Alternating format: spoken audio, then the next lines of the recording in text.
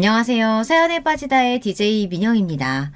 오늘 사연자는 시어머니 때문에 회사에서까지 망신을 당했다는데요. 과연 어떤 사연인지 들어보시겠습니다. 오늘도 두 가지 사연 준비되어 있는데요. 끝까지 들어주실 거죠? 그럼 바로 시작해 볼게요. 구독과 좋아요 잊지 마시고 꾹꾹 눌러주세요.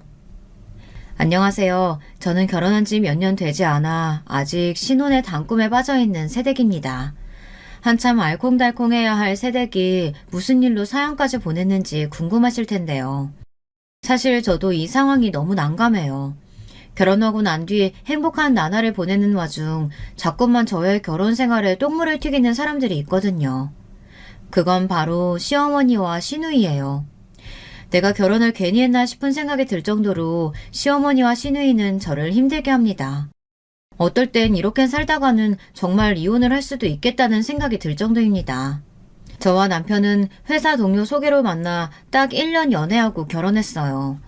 남편은 직장도 좋고 성격도 좋아요. 회사에서도 워낙 일 잘하기로 유명해서 동기 중 가장 먼저 승진했다고 소개팅을 주선해줬던 친구가 입이 마르게 칭찬했어요. 하지만 한 가지 제가 간과하고 있던 사실이 있었습니다. 남편은 효자입니다. 요즘 세상에 남편이 효자라는 것만으로도 힘든데 저희 남편은 효자에다가 하나 더 추가해서 여동생 바보이기까지 해요. 남편에게 8살 어린 여동생이 있거든요. 남편이 초등학교에 입학할 때 태어난 동생이다 보니 남편은 동생을 애지중지합니다. 연애할 때에는 사실 시누이가 어리든지 말든지 별로 상관이 없었어요. 물론 남편이 평소에도 시누이 이야기를 많이 하긴 했지만 크게 신경 쓰지 않았습니다. 그냥 여동생과 친하구나, 자상한 오빠다 정도로만 생각했죠. 그리고 사실 남편에게 동생이 있다는 말을 처음 들었을 때는 기분이 좋기도 했어요. 제가 형제가 없다 보니 결혼과 동시에 어린 동생이 생기면 재미있을 것 같았습니다.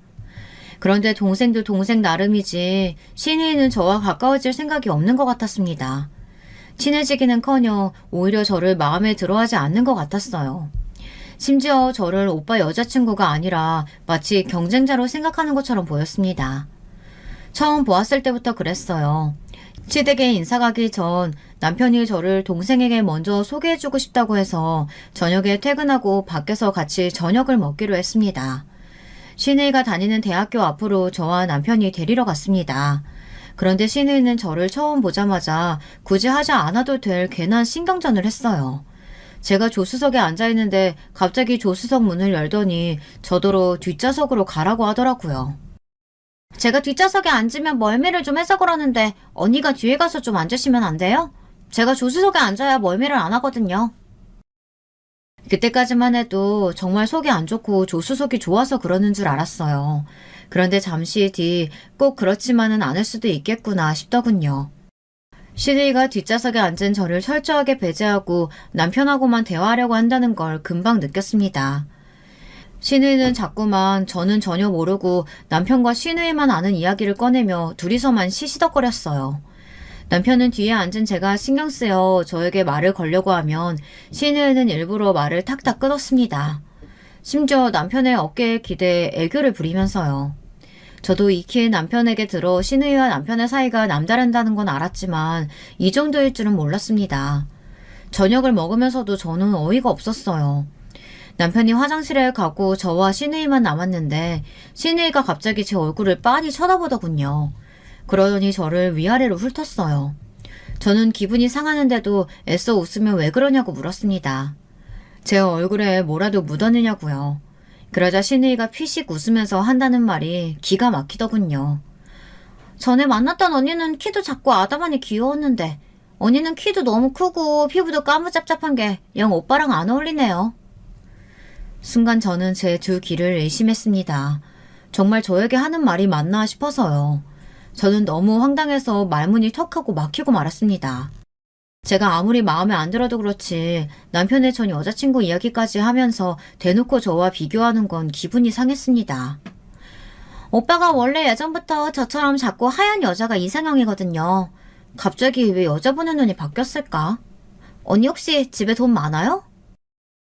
시누이가 아무리 나이가 어리다고 해도 성인이에요. 20살을 훌쩍 넘긴 성인이 어떻게 하면 저런 개념 없는 소리를 할 수 있을까요? 저는 이대로 순순히 넘어가 줄 수는 없었습니다. 이제 곧 가족이 될 사이인데 만만하게 보일 수는 없었어요. 여동생한테 자기 여자 취향 솔직하게 말하는 오빠가 몇이나 되겠어요. 더군다나 아직 아무것도 모르는 어린 동생한테. 내가 특별히 애비 아가씨한테만 얘기해주는 건데 오빠가 나 보자마자 첫눈에 반해서 몇 달을 쫓아다닌 거예요. 저는 사실 처음엔 그냥 그랬거든요. 저는 애써 말을 돌려 신우이를 한 방 먹였습니다. 좀 얄미워서요. 그랬더니 신우이 얼굴이 순식간에 빨개지더군요. 고작 1년 만나놓고 언니가 오빠야 돼 뭘 한다고 그래요. 지금이야 둘이 좋아서 아무것도 눈에 안 보이겠지만 우리 오빠가 워낙 나라면 끔찍해서 내가 언니 싫다고 하면 결혼도 안 할걸요? 그러니까 앞으로 나한테 잘해요. 나한테 못하면 오빠한테 다 잃을 거니까. 어머, 이제 보니까 우리 아가씨가 오빠가 갑자기 장가 간다고 해서 되게 서운한가 봐요. 걱정하지 말아요. 제가 오빠한테도 잘하고 우리 귀여운 아가씨한테도 잘할게요. 애써 웃으며 받아쳤지만 사실 그날 신우이를 만나고 나서 저는 당황했어요. 이건 뭐 대학생이 아니라 초등학생보다도 못한 것 같았습니다. 아무리 오빠가 장가 가는 게 아쉽고 서운해도 그렇지 어쩜 새언니 될 사람한테 저러나 싶었죠. 신우이의 만행은 거기서 끝이 아니었습니다. 식사 자리가 끝나고 시간이 늦어 남편이 저를 집에 데려다 준다고 했는데 신우이가 갑자기 배가 아프다며 배를 부여잡더니 빨리 집으로 가자고 남편을 조르더군요. 나 배도 너무 아프고 너무 피곤해. 언니까지 데려다주고 돌아와서 가면 너무 힘들 것 같아. 언니는 배도 안 아프고 건강하니까 혼자서 집에 갈 수 있죠? 남편의 어깨에 착 붙어서 배도 아프고 피곤하다며 징징거리는데 딱 봐도 꾀병이더군요. 저는 애써 표정을 가다듬으며 남편에게 먼저 가라고 했습니다. 저는 그냥 택시 타고 간다고요. 그날 집에 돌아와서도 저는 마음이 쉽사리 가라앉지를 않았습니다. 남편의 팔짱을 끼고 유유히 사라지던 신우이의 표정과 모습이 떠나질 않아서요. 남편의 어린 여동생에게 화가 나고 질투심이 생긴다는 게 저도 어이가 없었지만요. 신우이의 태도는 제가 충분히 기분 상할 만했어요. 저는 결국 참지 못하고 남편에게 전화해 식사 자리에서 신우이가 저에게 무례하게 군 것에 대해 하소연했습니다. 저더러 남편 이상형이 아니네 마네 했던 말부터 헤어질 때까지 배가 아프다고 한 것도 꾀병 같았다고요. 그런데 제 하소연에 돌아온 남편의 말에 저는 순간 당황했습니다. 남편은 신우이가 제게 무례하게 굴 거라는 걸 다 알고 있었다는 겁니다. 미진이가 워낙 유난해. 전에도 내 여자친구들만 만나면 그랬어. 자기한테 미리 말하려다가 그러면 자기가 괜히 더 긴장해서 나올 것 같아서 이야기 안 한 거야. 자기 기분 상했으면 미안해. 저는 어안이 벙벙했습니다. 남편의 여자친구를 볼 때마다 신우이가 저랬다네요. 시스터 컴플렉스, 브라더 컴플렉스 말로만 들어봤지 실제로 제가 이런 일을 겪게 될 줄은 몰랐으니 적잖이 당황스럽더군요. 미진이한테는 내가 오빠이기 전에 부모가 친구였어. 어려서 부모님이 바쁘셔서 내가 미진이 기저귀 갈아주고 업어주고 키웠거든. 중고등학교 때는 수업 끝나는 대로 집에 가서 미진이 밥 차려주기 바빴고. 그랬던 오빠가 갑자기 결혼한다고 하니까 미진이가 셈이 좀 나나봐. 자기가 좀 이해해줘. 남편은 신우이에 대한 일을 대수롭지 않게 여겼습니다. 시부모님이 남편과 늦둥이인 신우이를 키우기 위해 돈 버느라 하루 종일 장사를 하셨대요. 그러다 보니 남편이 신우이를 키우다시피 한 거죠. 그랬으니 신우이도 부모님보다 남편을 더 많이 의지했던 거고요. 사실 남편에게 막연하게 이야기 들었을 때는 남편도 신우이도 이해되지 않았어요. 하지만 어쩌겠어요. 집마다 다 상황이 다른 거고 앞으로 가족이 될 사람인데 제가 더 이해하려고 노력해야죠. 저는 마음을 잡고 신우이와 더 가까워지자 마음을 먹었습니다. 신우이와 남편 사이가 좋은 만큼 저도 신우이와 잘 지내다 보면 자연스레 가족이 될 테니까요. 그런데 제가 너무 쉽게 생각했나 봐요. 신우이는 제가 생각한 것보다 훨씬 더 개념이 없었습니다. 신우이는 생각지도 못한 순간에 불쑥 제 앞으로 튀어나왔어요. 결혼식장을 보러 다닐 때도 신부 화장이나 드레스를 보러 다닐 때도 툭하면 남편을 따라왔습니다. 그날 또 결혼식 메이크업을 상담받으러 갔는데 신우이가 굳이 따라왔더군요. 남편은 당황한 저에게 애써 변명했습니다. 하나밖에 없는 오빠가 결혼한다니까 미진이가 궁금한 게 많은가 봐. 이것저것 구경하고 싶다고 해서 데리고 나왔어. 결혼하기 전에 자기도 미진이랑 더 친해지면 좋을 것 같아서. 제가 100번 양보해서 신우이가 따라온 것까지는 그렇다고 쳐요. 그런데 굳이 또 따라와서는 상담해주는 실장님에게 안 해도 될 말을 하더군요. 우리 오빠는 워낙 동안이라 괜찮은데 세연이는 주름이 많아 그런가? 나이보다 훨씬 들어 보이는 얼굴이라 걱정이에요. 실장님, 우리 세연이 무조건 어려 보이게 해주세요. 이러다가 결혼식 날 하객들이 신부 연상 아니냐고 물어보면 어떡해요. 사람을 앞에 두고 노안이네 뭐네 하면서 멋대로 떠드는데 저도 모르게 기분이 상해서 도저히 표정 관리가 되지 않더군요. 아가씨도 참, 제가 무슨 주름이 있다 그래요. 저 지금도 화장 안 하고 나가면 학생이냐고 물어보는 사람도 있어요. 저도 모르게 욱해서 정색을 하고 말았습니다. 그런데 제 말에 신우이가 소리까지 내며 크게 웃더군요. 기가 차다는 듯이요. 세언니, 뭘 그렇게 정색하고 그래요. 농담 좀 한 거 가지고. 맞아요. 언니 얼굴에 주름 하나도 없어요. 저보다 또 어려 보여요. 됐어요? 신우이는 생각보다 고단수였습니다. 아주 대놓고 저를 가지고 놀더군요. 순간 저는 금방이라도 얼굴이 터질 것처럼 빨개졌어요. 남편이 상담하러 와서 괜한 소리 한다고 신우이를 말리려 하지 않았으면 저는 거기서 참지 못하고 화를 냈을지도 몰라요. 지금 나가지고 장난하는 거냐고요. 그날 이후로도 신우이는 종종 제 앞에서 깐족거렸습니다. 드레스를 보러 갈 때도 따라와서는 제 몸매나 피부색을 가지고 멋대로 훈수질을 해대며 드레스가 안 어울리네, 나이 들어 보이네, 결혼식까지 5kg는 빼야겠네 등등 막말을 해댔어요. 그러면서 자기가 입으면 더 잘 어울릴 것 같다는 말도 안 되는 소리를 하더니 정말 제가 입고 있던 드레스를 뺏어서 자기가 입어보기까지 했습니다. 이거 봐. 역시 이럴 줄 알았어. 키만 크면 뭐래요. 역시 신부는 어리고 봐야 한다니까. 오빠랑 나란히 서 있으니까 언니보다는 내가 오빠랑 더 잘 어울리죠. 우리 미준이 드레스도 잘 어울리네. 이제 진짜 시집가도 되겠어. 그치 자기야? 우리 미준이 이쁘지? 제가 속이 좁은 걸까요? 저는 도저히 저 남매가 이해가 되질 않았어요. 아무리 생각해도 신우이도 남편도 어떻게 제 앞에서 저런 소리를 할 수 있을까 싶었습니다. 저는 할 말이 없어서 애써 어색하게 웃어버리고 말았어요. 남편이고 신우이고 말도 안 되는 소리를 할 때마다 제가 일일이 한 소리 할 수가 없는 게 신우이는 언제 그랬냐는 듯이 금방 또 실실 웃으면서 남편 귀에다 대고 제가 키가 크고 몸매가 좋다는 둥 이목구비가 뚜렷하다는 둥 금세 비행기를 태워버리니 할 말이 없었습니다. 신우이는 저를 가지고 놀며 쥐락펴락했어요. 도저히 제가 이길 수가 없었어요. 더군다나 남편은 그런 신우이가 귀여워서 어쩔 줄 몰라 하니 거기다 대고 제가 신우이 험담을 늘어놓을 수는 없었죠. 신우이는 보면 볼수록 보통이 아니었습니다. 결혼 전 저와 남편을 따라다니면서 저에게 막말만 해댄 게 아니에요. 뭘 그렇게 자꾸만 사달라고 조르는지 신우이 눈에는 저나 남편이 물주나 호구로 보이는 것 같았어요. 저와 남편이 예물을 살 때도 따라와서 자기도 사달라며 어느새 반지며 팔찌며 골라서 함께 계산하게 했어요. 그뿐만이 아니에요. 맨날 만날 때마다 고가의 음식점을 찾아와서 저희에게 사달라고 했습니다.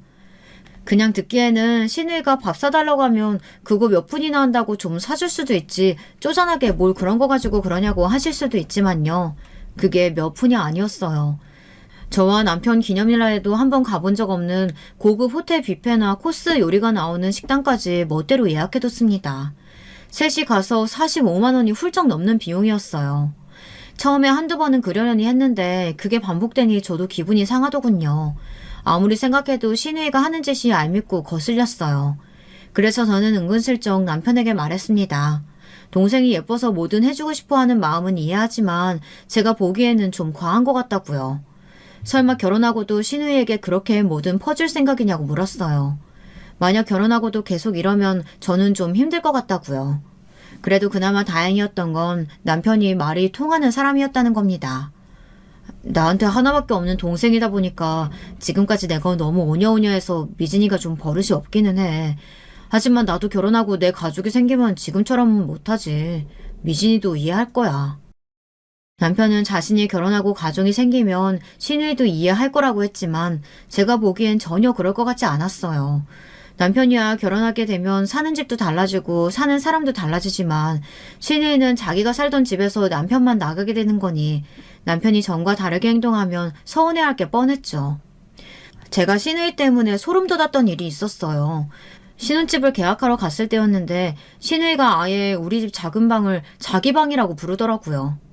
오빠, 난 이 방이 아늑한 게 마음에 들어. 이 방은 앞으로 내 방으로 할래. 언니, 이 방은 내가 자주 와서 쓸 거니까 다른 짐은 채우지 말아요. 오빠, 나 이 방에 침대랑 책상 하나씩만 사줘라. 가끔 와서 공부도 하고 잠도 자고 가게. 아가씨는 참 농담도 잘해요. 이 방은 제가 따로 서재로 만들려고 벽지랑 바닥 타일까지 이미 다 골라놨어요. 신우이의 반응에 너무 어이가 없어 저도 표정 관리가 잘 되지 않았지만 저는 애써 웃으며 제 의견을 말했습니다. 그러자 옆에 계시던 시어머니가 제 어깨를 툭 치시더군요. 새아가, 미진이 제 농담 아니야. 원래 어릴 때부터 오빠 장가 가면 자기도 따라간다고 했어. 앞으로 우리 미진이 잘 부탁해. 시어머니는 뭐가 그렇게 재밌는지 깔깔 웃으시면서 저더러 잘 부탁한다고 말을 하는데 저는 온몸에 소름이 돋더군요. 저와 남편은 당연히 신우이가 농담하는 거라고 생각했어요. 아무리 개념이 없어도 오빠 신혼집에 자기 방을 마음대로 만들어 놓고 멋대로 드나드는 그런 신우이는 세상 어디에도 없을 테니까요. 그러던 중 제가 여우 같은 신우이만 신경 쓰느라 간과하고 있었던 게 있었어요. 바로 시어머니입니다. 만약 결혼 전에 시어머니에 대해서 알았더라면 진심으로 남편과의 결혼을 진지하게 한 번 더 고민했을 거예요. 그 정도로 신우이도 신우이 만만치 않았습니다. 안 그래도 신우이가 도대체 왜 저 모양인가 궁금했었는데 그게 다 시어머니를 보고 배운 거더군요. 개념 없기로 따지자면 시어머니도 빠지지 않았어요. 결혼한 지 얼마 되지 않았을 때 일입니다.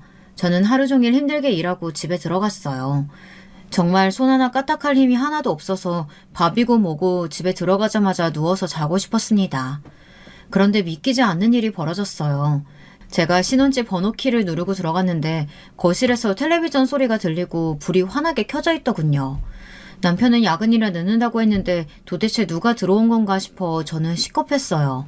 그런데 이게 웬걸 거실 소파에 벌러덩 누워있는 사람은 다름 아닌 시어머니와 시누이였습니다. 얼마나 자연스럽게 누워있는지 정말 모르는 사람이 보면 이 집이 시어머니와 시누이 집인 줄 알겠더라고요. 그 모습을 본 순간 저는 머리가 지끈 아팠습니다. 아무리 가족이라도 그렇지 며느리가 사는 집에 연락도 없이 이렇게 불쑥 나타나는 건 도대체 무슨 예의인가 싶었죠. 더군다나 주말에 집에 친구들이 오기로 해서 집에 사둔 음식들이 있었는데 시누이가 멋대로 꺼내서 먹고 있더라고요. 어머니, 아가씨, 이 시간에 연락도 없이 웬일이세요? 저는 연락도 없이 오셨길래 무슨 일로 우리 집에 오신 건가 궁금해서 물었는데 시어머니는 제 말이 마음에 들지 않으셨는지 저를 획 쏘아보더니 자리에서 벌떡 일어나 앉으시더군요. 시어머니를 오랜만에 봤으면 잘 지내셨냐? 식사는 하셨냐? 먼저 물어봐야지. 너는 어떻게 배워먹은 애가 시어머니한테 다짜고짜 왜 왔냐고 물어보는 거야? 그런 게 아니라요. 갑자기 연락도 없이 오셨길래 무슨 일이 있으신가 해서요. 저는 제 말이 도대체 뭐가 문제인지 모르겠습니다. 며느리 집이든 딸네 집이든 평일 이 늦은 시간에 남의 집에 올 때에는 아무리 부모라도 당연히 연락하고 오는 게 당연한 거 아닌가요? 이 상식적인 걸 모르는 것도 어이가 없는데 시어머니는 오히려 더 적반하장으로 나왔습니다. 너야말로 도대체 지금 시간이 몇 시니? 네가 무슨 대단한 일을 한다고 이렇게 늦게까지 밖에 있다 집에 들어와? 이래서 네 남편 밥이나 제대로 챙기겠어? 언니가 오빠처럼 대기업 다니는 것도 아니면서 뭘 그렇게 회사에 충성을 다해요? 그리고 아무리 바빠도 그렇지 여자가 결혼했으면 남편부터 챙겨야죠. 냉장고에는 배달 음식밖에 없고 주방에는 설거지도 안 해서 썩은 내가 진동하고. 옛말 틀린 거 하나도 없습니다. 잔소리하는 시어머니보다 말리는 시누이가 더 얄밉다더니 딱 그 꼴이었어요. 시누이는 멋대로 주방에 들어가 냉장고를 뒤지더니 냄새가 난다는 둥 설거지도 안 하고 출근을 했다는 둥 하며 잔소리를 해댔습니다. 저도 듣다 도저히 들어줄 수가 없어 참다가 결국은 한 소리 했습니다. 오늘은 진우씨가 설거지랑 집안일 담당인데 아침에 깜빡하고 안 하고 갔나 봐요. 오늘 야근이라니까 이따 오면 하라고 할게요. 평소 같으면 설거지든 냉장고 정리든 제가 후다닥 할 수 있는 일이었지만 시어머니와 시누이의 태도가 짜증이 나서 저도 모르게 남편에게 시키겠다고 했어요. 그러자 예상대로 시어머니의 표정이 싹 바뀌었습니다. 뭐야? 새아기 너! 지금까지 내 아들한테 설거지니 냉장고 청소니 그런 집안일 시킨 거니? 너는 도대체 뭐하고? 말씀드렸잖아요. 오늘은 진우 씨 담당이라고요. 둘이 같이 사는 집인데 당연히 둘이 번갈아 가면서 집안일 하는 게 당연하죠. 진우 씨는 어릴 때부터 집안일 해봐서 그런지 저보다 훨씬 더 잘하던데요. 진심이었습니다.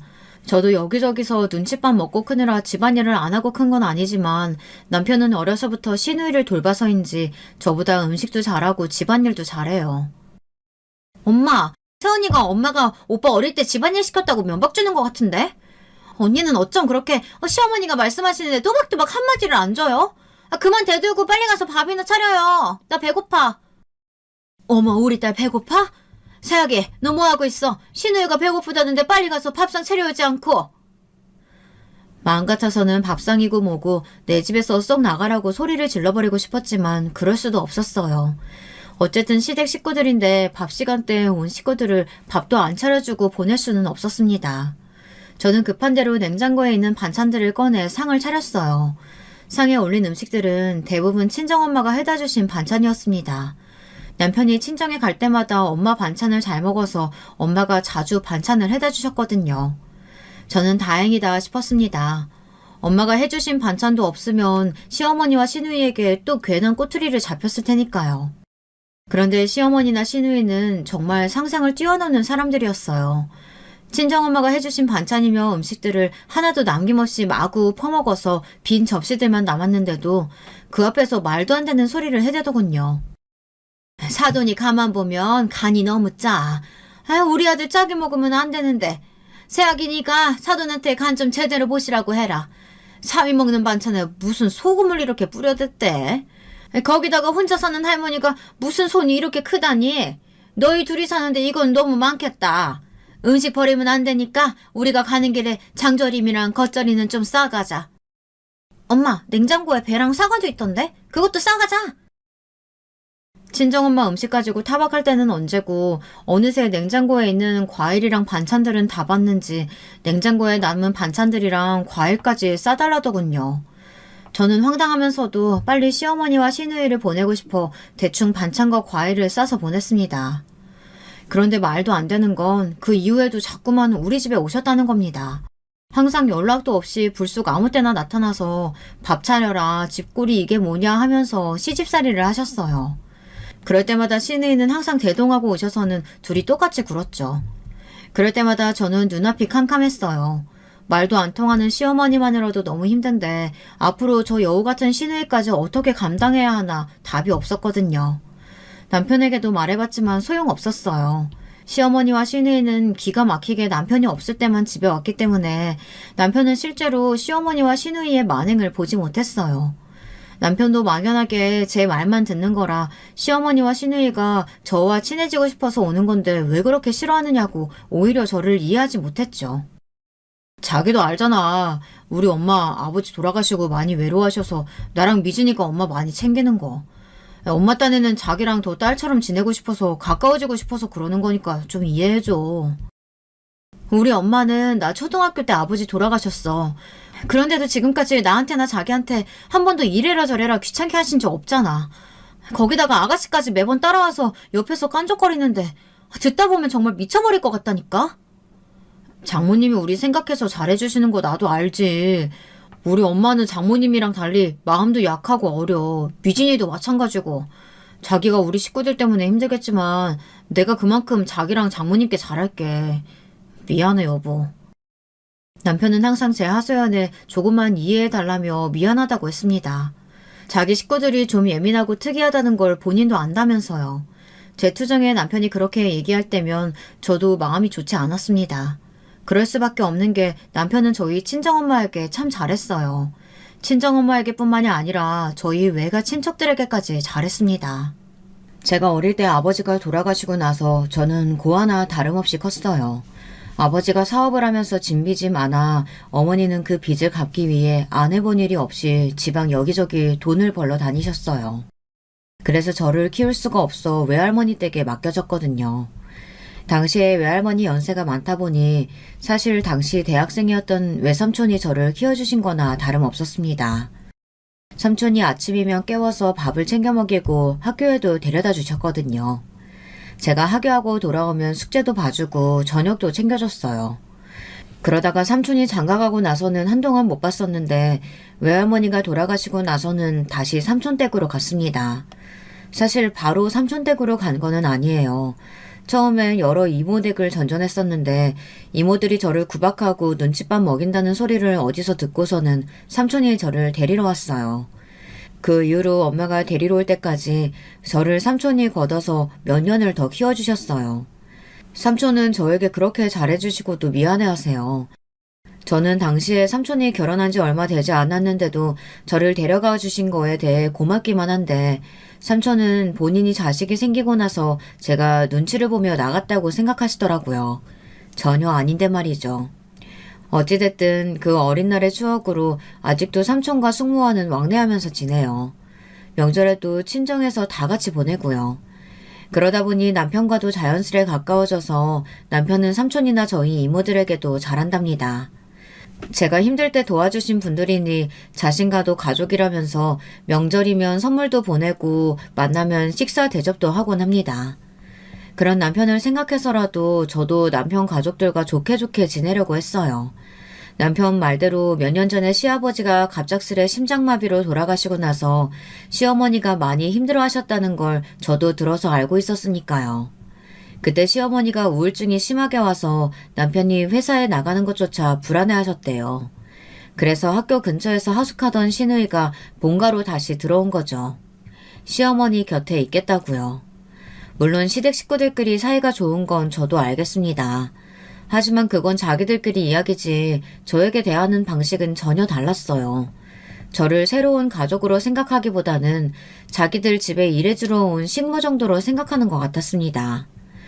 연락도 없이 시도 때도 없이 집에 들여닥쳐서는 시어머니는 저에게 밥해라 청소해라 잔소리하고 시누이는 올 때마다 제 옷이며 가방, 액세서리를 멋대로 달라고 졸라대도 넘어갔습니다. 어떨 때는 말도 안 하고 옷을 가지고 가버린 적도 있었거든요. 한 번은 연락도 없이 나타나는 시어머니와 시누이가 불편해서 제가 현관 비밀번호를 바꾼 적이 있었어요. 근데 그 일을 가지고 시어머니가 일하고 있는 제게 전화해서 막말을 퍼부었습니다. 세하게, 너 우리 오는 거 싫어서 비밀번호 바꿨니? 어차피 우리 아들한테 물어보면 그까지 비밀번호 다 말해주겠지만 네가 하는 꼴이 너무 건방져가지고 그냥 넘어갈 수가 없다. 내가 내 아들 집에 가겠다는데 네가 뭔데 마음대로 비밀번호를 바꿔? 이게 아주 멀쩡한 모자지간 떼어내려고 작정을 했구나. 시어머니는 쉬지도 않고 자기 말만 퍼부었어요. 제가 끼어들 틈도 없이요. 목소리가 얼마나 큰지 다른 직원들에게까지 소리가 들릴 것 같아 저는 사무실을 나와 전화를 받았습니다. 그리고 최대한 차분하게 제 생각을 말씀드리려고 했어요. 어머니, 화내지 마시고 들어주세요. 그 집이 진우 씨 집이기도 하지만 저도 같이 사는 집이잖아요. 연락 오실 때는 연락을 주고 오셔야 저도 준비를 해놓죠. 갑자기 불쑥 오시는 거 며느리로서는 당황스럽고 불편합니다. 물론 시어머니 입장에서는 며느리가 이렇게 말하면 기분이 상하실 거라는 거 정도는 압니다. 야속하게 생각하실 수도 있어요.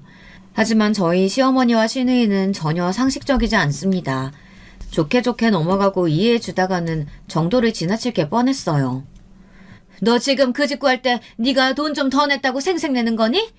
공동명의라도 네 지분이 많다고 나더러 오지 말라는 거냐고? 보아하니 매번 갈 때마다 냉장고에 사돈이 해둔 반찬들이 차고 넘치던데 너희 엄마는 매일 드나들면서 시어머니 나는 오지 말라는 거냐? 어머니 절대 그런 거 아니에요. 친정엄마 저희 집에 전혀 안 오세요. 제가 한 번씩 가서 반찬 가지고 오는 거라고요. 상식이 통하질 않으니 저도 욱하게 되더군요. 언성도 절로 높아지고요. 그게 그거지. 요즘 며느리들 다 자기 멋대로 굴고 시어머니라면 무조건 귀찮아한다는 거 익히 들어서 나도 안다만 남들이 다 그래도 나는 내 며느리가 그러는 꼴은 절대 못 봐. 더군다나 네가 잘난 게 뭐가 있어. 내 아들보다 대학도 후져 직장도 후져 볼 거라고는 아무것도 없는 게 어디서 시어머니한테 훈계질이야. 어머니, 제가 뭘 어쨌다고 이러세요. 제가 그렇게 마음에 안 드셨으면 애초에 결혼을 허락하지 말지 그러셨어요. 얼씨구, 얘 말하는 것 좀 봐. 이래서 가정교육을 잘 받아야 되는 건데 어려서 아버지 없이 이 집 저 집 떠돌아다니면서 눈칫밥 먹으며 살았으니 뭘 배웠겠어. 시어머니는 그대로 자기 할 말만 하고 전화를 끊어버렸습니다. 저는 눈물이 울컥해서 도저히 사무실로 들어갈 수가 없었어요. 그리고 순간 끓어오르는 제 감정을 참기 힘들었어요. 남편 말이 틀렸습니다. 아무리 봐도 이건 가족으로서 저와 잘 지내고 싶어서라기보다는 제가 미워서 내쫓으려고 하는 걸로밖에 보이질 않았거든요. 그날 저녁 퇴근하고 집에 돌아오자마자 저는 남편을 붙잡고 퍼부었습니다. 오늘 낮에 있었던 일을 이야기하면서요. 이야기를 하면 할수록 낮에 들었던 시어머니의 목소리가 떠오르며 저도 모르게 감정이 격해져 남편에게 말이 세게 나갔습니다. 나 도저히 어머니랑 잘 못 지내겠어.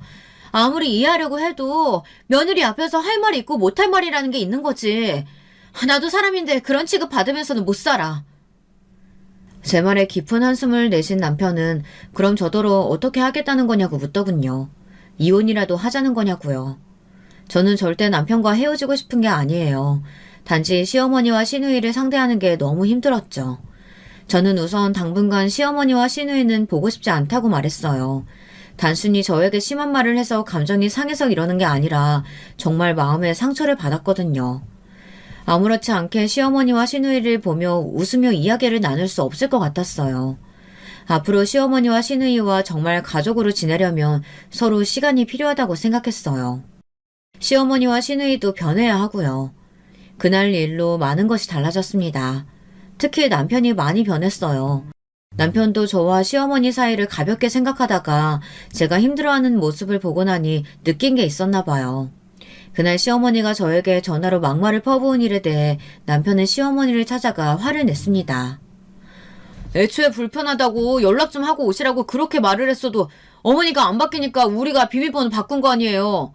며느리가 사는지 비밀번호 좀 바꿨다고 그렇게 할 말 못하면 구분 못하고 퍼부으셔야겠어요? 당분간 어머니고 미진이고 보고 싶지 않으니까 연락하지 마세요. 어머, 도대체 네 와이프가 뭐라고 떠들었길래 우리 착한 아들이 이러는 거야. 새아기, 그게 곰인 줄 알았더니만 아주 곰탈을 쓴 여우였구나. 오빠, 우리가 뭘 어쨌다고 이래. 엄마는 세원이랑 딸처럼 지내고 싶어서 편하게 대한 거야. 세원이가 남의 집에서 눈칫밥 먹으면서 커서 그런지 가족 간의 정을 모르는 것 같고. 나한테도 얼마나 쌀쌀맞게 구는데. 미진이 너 세원이한테 남의 집에서 눈칫밥 먹으며 컸다니 어디서 그런 소리를 해? 설마 네 세원이 앞에서도 그런 소리 한 거야? 너 정말 그 정도밖에 안 되는 애였어? 남편에게 싫은 소리 한 번 들은 적 없던 큰 시누이와 시어머니는 그날 이후 저를 더 미워했습니다. 이 일이 전부 다 저 때문에 벌어진 일이라고 생각했죠. 자기들이 잘못한 건 아무것도 없는데 제가 중간에서 이간질했다고 느꼈어요. 사실 남편이 그렇게까지 말하면 시어머니나 시누이도 좀 느끼는 게 있겠지 싶었는데 전혀 아니더군요. 당분간 연락하고 싶지 않다고까지 말했는데도 남편이 시어머니나 시누이에게 오는 연락을 받지 않는지 시어머니는 저에게 연락을 했어요. 시어머니에게 오는 전화를 안 받을 수는 없어서 올 때마다 받긴 했는데 전화를 받을 때마다 시어머니는 저로 인해 아들과 사이가 틀어졌다며 제 탓을 하고 말도 안 되는 화와 분노를 퍼부었습니다. 시누이도 마찬가지였어요. 어느 날 술에 잔뜩 취해 집 앞에 찾아왔길래 문을 열어줬어요. 그랬더니 웬일로 저더러 미안하다고 애교를 부리며 자고 가겠다고 하더군요. 남편이 시간도 늦었으니 하루 재우자길래 그렇게 했는데 다음날 아침에 일어났더니 시누이가 없어졌더라고요. 제가 아끼던 패딩과 운동화도 함께 말이죠. 산지 일주일밖에 안 된 것들이었어요. 그제야 알겠더군요. 사람은 절대 변하는 게 아니었어요. 시어머니와 시누이는 원래 그런 사람들이었습니다. 저는 더는 실망할 것도 없다고 여기며 신경 쓰지 않으려고 했어요. 생각해봐야 저만 골치 아프니까요. 그런데 남편은 저에게 미안했는지 이제 시어머니나 시누이 연락도 받지 말라고 하더군요. 본인이 다 알아서 하겠다고요. 저는 남편 말대로 했습니다. 그 이후에는 시어머니에게 여러 번 전화가 왔지만 받지 않았어요. 그런데 일이 터졌습니다. 제가 전화를 받지 않자 시어머니가 제가 다니는 직장으로 찾아온 거예요. 그것도 근무 중에 갑자기 사무실에 나타나서는 제 이름을 크게 불렀습니다. 저는 놀라서 자리에서 벌떡 일어나 시어머니를 끌고 복도로 나갔습니다. 그런데 시어머니는 아예 저에게 망신줄 생각으로 찾아왔는지 일부러 더 크게 소리를 지르더군요. 이게 다 너 때문이야. 너 때문에 우리 아들하고 내 사이까지 나빠졌잖아. 어쩐지 처음 너 봤을 때부터 마음에 안 들었었어. 이럴 줄 알았으면 진작 내가 도시락 싸들고 다니면서 결혼 막았어야 했는데. 시어머니의 소란에 직원들이 복도로 나오고 난리도 아니었습니다. 저는 너무 쪽팔려서 얼굴이 금방이라도 터질 것 같았어요. 아무리 그래도 그렇지 어떻게 제가 일하는 직장까지 찾아와서 이러세요. 이까지 회사 잘리든 말든지 내가 알 게 뭐야. 너 때문에 지금 나 못된 시어머니로 낙인 찍혀가지고 아들 목소리도 못 듣고 있는데 너 지금 당장 내 앞에서 잘못했다고 무릎 꿇고 빌어. 안 그러면 니네 집에 찾아가서 네 엄마한테 딸년 교육이 이따위로 시켰다고 난리칠 거니까. 정말 보면 볼수록 상종하고 싶지 않은 인간이었습니다. 어쩜 저 정도로 몰상식할 수가 있죠. 그날 보니 확실히 알겠더군요. 시어머니는 정신적으로 문제가 있어 보였습니다. 시어머니는 대화가 아니라 치료를 받아야 할 것 같았어요. 어머니가 자꾸 이러시니까 저나 진우 씨가 힘들어하는 거예요. 어머니께서 조금만 너그럽게 봐주시면 저도 어머니나 아가씨한테 진작 잘했을 거라고요. 잘하기는 뭘 잘해. 내가 너 괘씸해서라도 내 아들이랑 어떻게든 떼어놓을 테니까 그런 줄 알아. 시어머니는 회사 동료들이 보는 앞에서 저를 내쫓아버리겠다고 악담을 퍼부으시고는 그대로 가버리셨습니다. 그날 이후 저는 회사에서 얼굴도 제대로 들고 다니지 못했어요. 정말 심각하게 회사를 그만둬야 하나까지 생각하고 있었죠. 그날 이후 저뿐만이 아니라 남편까지도 매몰차게 돌아섰습니다. 회사에서의 일을 들은 남편은 눈동자에 눈물이 가득 찰 정도로 속상해했어요. 저에게 미안해하는 건 물론이고 남편은 곧바로 신우이에게 연락해 화를 냈습니다. 엄마가 그런 짓까지 할 동안 너는 뭐하고 있었어? 내가 엄마 병원에 다시 모시고 갈 거니까 너라도 정신 똑바로 차리고 살고 있어. 안 그러면 앞으로 용돈이고 뭐고 얄짤도 없을 줄 알아. 엄마가 잘못한 거 가지고 오빠는 왜 나더러 뭐라고 해. 나는 버는 돈도 없는데 오빠가 용돈까지 안 주면 난 뭐 먹고 살아. 남편은 그대로 전화를 끊어버렸어요. 그리고 어깨까지 떨며 눈물을 훔쳤습니다. 지금까지 남편이 말을 하지 않아서 그렇지 나름 많이 힘들었었나 봐요. 시아버지 돌아가시고 가장으로 살면서 정신적으로 아파하는 시어머니와 아직 어리고 철딱선이 없는 시누이까지 챙기느라 많이 지쳤었나 봐요. 남편이 대기업에 다니며 악착같이 모은 돈으로 시어머니와 시누이를 돌보며 경제적으로도 많이 안정되며 시어머니의 상태도 좋아졌답니다. 그래서 남편도 저와 결혼을 한 거고요. 아들이 가정을 이루고 안정적으로 사는 모습을 보면 시어머니도 더 좋아지실 것 같아서요. 그런데 이런 일이 생길 줄은 꿈에도 몰랐답니다. 아들이 사랑하는 사람이니 당연히 시어머니나 시누이도 좋게 받아줄 줄 알았는데 말도 안 되는 꼬투리를 잡으며 이렇게 적대적으로 대할 줄은 몰랐대요. 저는 시어머니의 일로 힘들어하는 남편을 애써 위로했습니다. 저도 어쩌다 일이 이렇게까지 된 건지는 모르겠지만 결혼한 지 얼마 되지도 않았고 몇십 년 동안 남으로 살았던 사람들끼리 가족이 되는 일이니 당연히 우여곡절이 있는 거라고 여기며 앞으로 함께 잘 해결해보자고 했어요.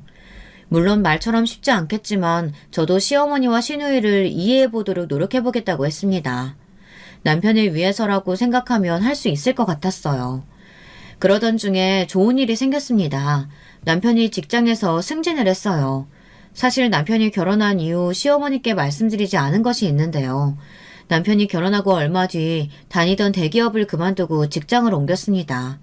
그 전부터 남편은 항상 직장을 옮기고 싶어 했었는데 시어머니께서 무조건 대기업에 버티고 다녀야 한다고 해서 참고 다녔었죠. 하지만 워낙 좋은 기회가 생겨 남편은 시어머니께는 비밀로 하고 직장을 옮겼습니다.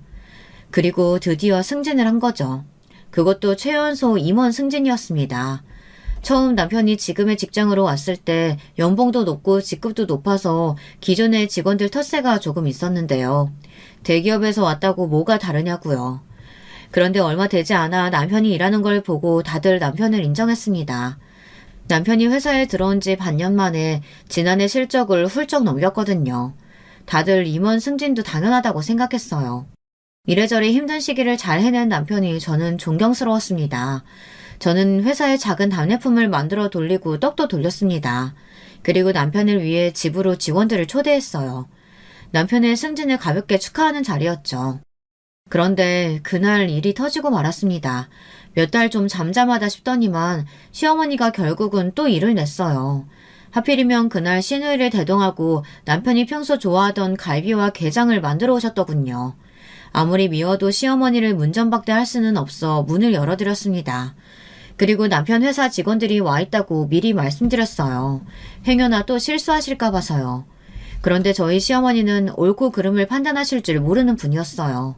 글쎄 식사를 하던 직원들에게 남편의 승진 소식을 듣고는 사람들 다 있는 앞에서 말도 안 되는 소리를 하시더군요. 내 아들이 이렇게 대단하다니까? 아무리 생각해도 너한테 내 아들은 과분해서 너무 과분해. 이럴 줄 알고 내가 이번 기회에 새로 며느리 구했다. 아들, 네가 지금 당장 이혼해도 결혼하겠다고 줄 선 여자가 한 트럭이니까 지금 당장 인연이랑은 이혼해라. 저는 순간 경악을 금치 못했습니다. 남편과 함께 일하는 직원들이 있는 앞에서 정말 저런 소리를 하셨어요. 저는 현기증이 날 정도로 충격을 받아 비틀거렸죠. 그때 놀란 남편이 저에게 달려와 부축하고 시어머니에게 소리를 질렀습니다. 어머니, 도대체 왜 이래요? 정말 노망이라도 난 거예요? 아들, 엄마한테 노망이라니? 네가 지금은 저 여우한테 홀려서 몰라서 그러는데 너 분명 후회할 거야. 너처럼 잘난 애가 뭐가 모자라서 저런 모자란 애랑 살아. 그러니까 애라도 없을 때 지금이라도 이혼해. 시어머니는 말하는 내내 저를 쏘아보며 막말을 쏟아냈습니다. 남편처럼 완벽한 남자가 도무지 왜 저처럼 덜 떨어진 애랑 사는지 모르겠다고 하더군요. 그 순간 저도 정신이 번쩍 들었습니다. 저는 제 어깨를 부축하고 있는 남편을 밀쳐내고 시어머니에게 다가갔습니다. 제가 모자라요? 도대체 구체적으로 제가 어디가 모자라다는 거예요? 어머니 그 잘난 아들이 다니는 회사, 어머니가 아시는 대기업 아니고 저희 삼촌이 하시는 회사거든요? 그 회사 사장이 바로 제 삼촌이라고요. 그랬습니다. 시어머니는 남편이 대기업을 그만둔 사실을 아직 모르고 있었으니 남편이 승진했다는 소리만 듣고 대기업에서 임원으로 승진한 줄 알았던 거예요. 착각도 유분수지. 아무리 남편이 대기업에 다녔다고 해도 그렇지 그 큰 회사에서 어떻게 벌써 남편이 임원이 됐겠어요. 물론 삼촌이 운영하는 회사도 직원이 100명이 넘는 큰 회사예요. 제가 결혼한 이후 삼촌이 계속 남편에게 스카우트 제의를 했었는데요. 삼촌 자식들은 다들 외국에서 공부하고 있어서 한국에 들어올 생각이 없거든요. 남편만 생각이 있으면 삼촌은 회사를 남편에게 물려줄 생각도 있었어요. 이보다 좋은 기회가 있을 수 없으니 남편도 그 좋은 대기업을 그만두고 삼촌 회사로 이직을 한 거였죠. 그것도 모르는 시어머니는 정신이 나가 헛소리를 한 거예요. 뭐야? 이게 다 무슨 소리야? 그 좋은 직장 그만두고 왜 이 거지 같은 집구석에서 하는 회사에 들어가? 시어머니는 남편이 아무리 설명해도 이해하지 못했어요. 이름만 대면 아는 대기업에 다니는 아들이 훨씬 더 자랑스러운가 보더군요. 그때였습니다. 뒤늦게 남편을 축하하기 위해 온 삼촌이 시어머니를 뵙고 인사드렸어요. 그 전 상황을 모르는 삼촌은 시어머니를 보고 마냥 반가워서 명함을 건넸습니다. 삼촌이 건넨 명함을 보시곤 깜짝 놀란 시어머니가 눈이 휘둥그레지더니 말문이 턱하고 막혀서 제대로 말도 못하더군요. 삼촌이 운영하는 회사가 이름만 들어도 아는 회사니까요. 우리 수진이가 제가 업어 키운 조카다 보니 꼭 딸 같아서 조카 사위라도 꼭 제 사위 같아요. 저도 이제 나이도 있고 좀 쉬고 싶어서 슬슬 회사를 맡아줄 사람을 찾고 있었는데 우리 수진이랑 조카 사위가 도와준다고 하면 저야 너무 고맙죠. 어머, 회사를 맡긴다고 하시면 우리 아들이 회사 대표가 된다는 말이에요? 사람이 참 양심도 없습니다. 조금 전까지 저와 남편을 이혼시키고 다른 며느리를 보겠다고 개거품을 몰고 말았던 시어머니는 금세 태세 전환을 하고 어느새 저희 삼촌 손을 붙잡고 있었습니다. 요즘은 다들 집안에 여자가 잘 들어와야 아들 기가 산다는데 아유 우리 며느리가 아주 복덩어리네요. 우리 새아가 앞으로도 우리 아들 잘 부탁한다. 콧소리까지 내면서 저를 끌어왔는데 저는 순간 온몸에 소름이 돋았습니다. 더 기가 막혔던 건 삼촌이랑 직원들이 돌아가고 나서부터였어요. 우리 새아가 갈비랑 게장 좋아하지? 내가 넣어주려고 어제부터 고기 물 빼고 게장했다니까. 얼른 식기 전에 먹어봐. 그리고 내가 요즘 우울증이 도져가지고 제정신이 아니었나 봐. 나한테 서운한 거 있으면 다 말해. 알았지? 새언니, 삼촌 회사에 괜찮은 자리 있으면 나도 한 자리만 해줘요. 가족 좋다는 게 뭐예요? 어허, 김미진. 오빠랑 세연이 하는 일에 네가 왜 껴? 세연이 괜히 곤란하게 하지 말고 너는 빨리 들어가서 밥이나 퍼. 세연이 밥 먹게. 내가 밥을 왜 퍼, 엄마? 아무리 세연이네 삼촌이 오빠한테 회사 좀 물려준다고 해도 그렇지. 손바닥 뒤집듯이 이렇게 확 반하는 거 너무 뻔뻔하지 않아? 뭐야? 이 년이 어디서 엄마한테 뻔뻔하대? 너야말로 백수주제에 집에서 펑펑 놀지만 말고 앞으로는 세연이 바쁜데 와서 청소도 좀 해주고 반찬도 좀 해다주고 그래. 시어머니는 꼭 다른 사람 같았습니다. 지금까지는 저를 그렇게 무시하시더니만 삼촌이 건넨 명함 한 장에 사람이 저렇게 달라지더군요. 남편은 한숨을 푹푹 쉬며 민망해했어요. 시어머니에게도 이제 그만하시고 돌아가시라고 했어요. 시어머니는 집에 돌아가시면서도 저에게 먹고 싶은 건 없는지 필요한 건 없는지 연신 물으며 돌아가셨습니다. 그쯤 되니 이제는 시어머니의 그런 모습이 귀엽게마저 보이더군요. 그로부터 얼마 뒤 남편은 시어머니를 모시고 병원에 다니기 시작했습니다. 정신병원이요. 남편이 보기에 시어머니의 우울증이 더 심각해진 것 같았나 봐요. 이랬다 저랬다 하는 게 조울증 증상도 있는 것 같다고요. 의사 말이 시어머니가 다시 약을 드시기는 해야 한다더군요. 남편의 결혼이 시어머니의 우울증에 좋지는 않았대요. 시아버지가 돌아가시고 난 뒤 시어머니께서 혼자가 됐다는 불안감에 힘들어할 때 당신 옆에서 남편처럼 위로해주고 힘이 되어주던 아들이 결혼을 통해 멀어졌다고 생각하니 견딜 수 없이 힘들었던 거죠. 그런 불안한 마음이 저를 향한 적대심이나 공격으로 나왔을 수 있다네요. 생각보다 자식을 둔 부모 중에 이런 경우가 종종 있대요.